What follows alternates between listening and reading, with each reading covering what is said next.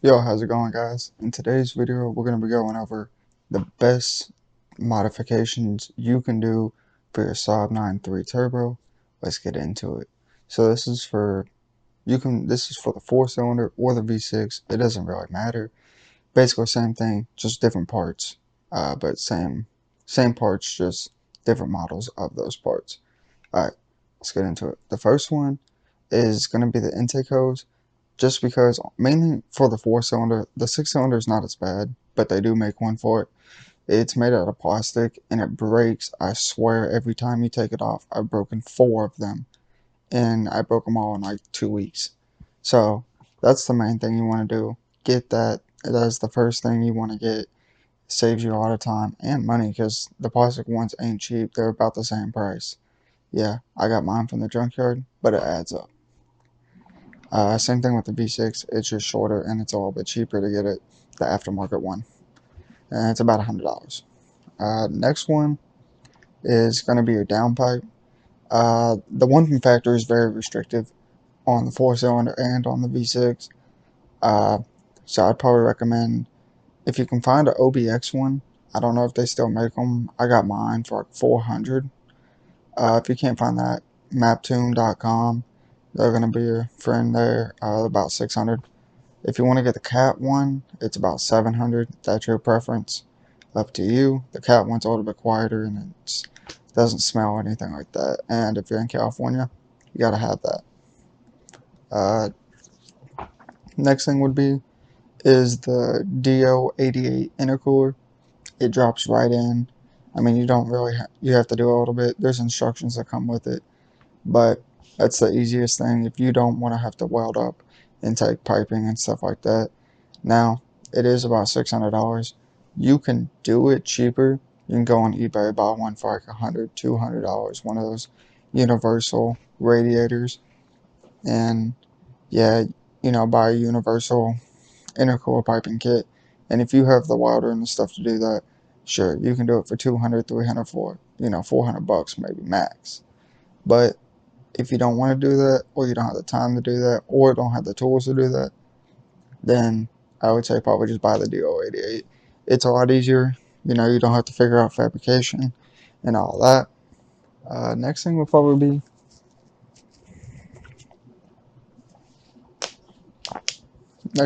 be lowering springs, or if you don't want to do that, coilovers. I would recommend coilovers.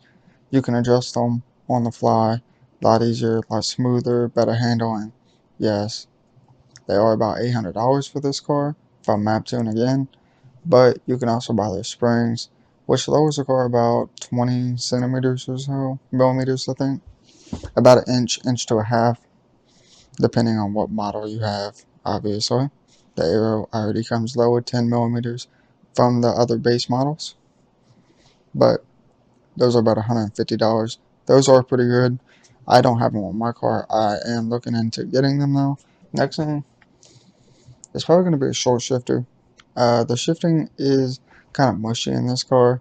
Now, yes, you can buy a shifter bushing upgrade kit, but the short shifter basically comes with that included, so just buy that instead. It's about $75. Takes about an hour or two to install, depending on how fast you can do it. It's not too hard, but it's not the easiest thing in the world. Just take your time. There's a couple YouTube videos on it, and you'll figure it out. Next thing is fuel injectors. So from factory, you're going to want to upgrade your fuel injectors, just because once you get a tune on it, which is going to be our next thing, but once you get a tune on it, I'm maxed out currently on the stock green injectors, which is about 280 horsepower, 300 newton meters, 400 newton meters of torque or something around there, and that's maxed out in the stock turbo as well.